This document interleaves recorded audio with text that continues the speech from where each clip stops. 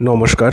ভারত ও চীনের সম্পর্ক সবসময় জটিল, যা ইতিহাস, ভূ-রাজনৈতিক এবং অর্থনৈতিক আকাঙ্ক্ষার দ্বারা প্রভাবিত। অনেকের মতে এই দুই দেশের ভবিষ্যৎ এশিয়ার শতাব্দী ধারণার জন্য অত্যন্ত গুরুত্বপূর্ণ। অতীতে ভারত ও চীন ছিল বিশ্বের সবচেয়ে ধনী সভ্যতাগুলোর মধ্যে অন্যতম, কিন্তু উভয় দেশই ঔপনিবেশিক শাসনের শিকার হয়। ভারত প্রায় 200 বছর ব্রিটিশ শাসনের অধীনে ছিল, আর চীন অপমানের শতাব্দী পার করেছে, যেখানে পশ্চিমী দেশ ও জাপান আধিপত্য ছিল। এই ভাগ করা অতীতের কারণে কেউ কেউ মনে করেন এখন সময় এসেছে ভারত ও চীনের একসঙ্গে কাজ করার, যাতে তারা বৈশ্বিক ক্ষেত্রে শক্তিশালী এশীয় প্রভাব গড়ে তুলতে পারে। তবে অন্যরা মনে করেন যা পারস্পরিক সহযোগিতার সম্ভাবনা থাকলেও কিছু মৌলিক চ্যালেঞ্জের কারণে এশিয়া শতাব্দীর বাস্তবায়ন কঠিন। ভারতের তুলনায় চীনের অর্থনৈতিক, সামরিক ও রাজনৈতিক শক্তির পার্থক্য ক্রমশ বাড়ছে। চীন বিশ্ব নেতৃত্বের স্বপ্ন দেখে এবং প্রায় প্রতিবেশী দেশগুলোর ওপর কঠোর নীতি প্রয়োগ করে, যার মধ্যে ভারতও রয়েছে। কিন্তু বিশেষজ্ঞ মনে করেন চীন কখনোই চায় না ভারতের মতো সফল গণতন্ত্র তার পাশে বিকশিত হোক, কারণ এটি চীনের জনগণের মধ্যে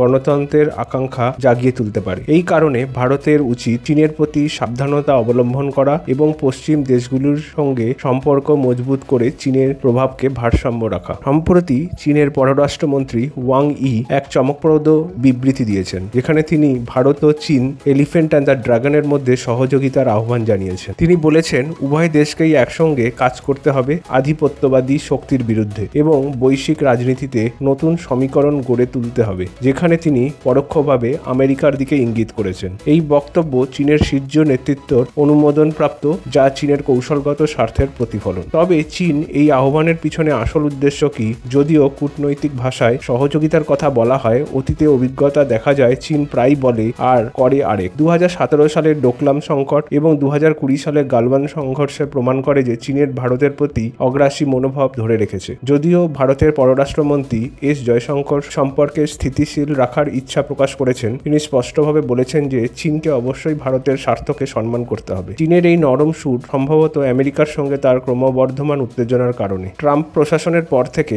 আমেরিকা চীনের বিরুদ্ধে আরও কঠোর অবস্থান নিয়েছে, যা চীনকে নতুন কৌশলগত মিত্র খুঁজতে বাধ্য করছে। এটি 2000 সালে শুরুর দিকে পরিস্থিতির কথা মনে করিয়ে দেয়, যখন ব্রিক্স, ব্রাজিল, রাশিয়া, ভারত, চীন, দক্ষিণ আফ্রিকার গোষ্ঠীর গঠিত হয়েছিল, যা আমেরিকা কেন্দ্রিক বিশ্ব ব্যবস্থা বিকল্প তৈরি করতে চেয়েছিল। আজ যখন আমেরিকা একতরফা নীতিগুলো আরো জোরদার হয়েছে, তখন ভারত, চীন ও রাশিয়া আবারও একত্রিত হতে পারে। কিন্তু মূল প্রশ্ন হলো, ভারত ও চীন কি সত্যি একসঙ্গে কাজ করতে পারে? যে কোনো বাস্তব সহযোগিতার জন্য চীনের অবশ্যই সীমান্ত বিরোধ মিটিয়ে নিতে হবে এবং ভারতের ভূখণ্ড নিয়ে উস্কানি বন্ধ করতে হবে। যদি চীন আন্তরিকভাবে শান্তিপূর্ণ সম্পর্ক চায়, তাহলে কি ভারত কৌশল পরিবর্তন করে নতুনভাবে সহযোগিতার পথ খোঁজা উচিত, নাকি ভারত পশ্চিমের শক্তিগুলোর সঙ্গে জোটবদ্ধ থেকেই চীনের প্রভাব প্রতিহত করবে? এশিয়ার শতাব্দী এখনো অনিশ্চিত। অর্থনৈতিক এবং কৌশলগতভাবে ভারত চীন সহযোগিতা বিশ্ব রাজনীতির চেহারা বদলে দিতে পারে, কিন্তু ঐতিহাসিক অবিশ্বাস ও ভূ রাজনৈতিক দ্বন্দ্বের কারণে এটি সহজ নয়। ভারতের জন্য বড় সিদ্ধান্ত হলো চীনের এই নতুন কূটনৈতিক আহ্বান আস্থা রাখা উচিত, কিন্তু ঐতিহাসিক অবিশ্বাস ও ভূ রাজনৈতিক দ্বন্দ্বের কারণ এটি সহজ নয়। ভারতের জন্য বড় সিদ্ধান্ত হলো চীনের এই নতুন কূটনৈতিক আহ্বানে আস্থা রাখা উচিত, নাকি তার বর্তমান কৌশল অনুসরণ করাই সঠিক হবে। আপনি কি মনে করেন, হাতি ও ড্রাগন কি সত্যি একসঙ্গে নাচতে পারবে?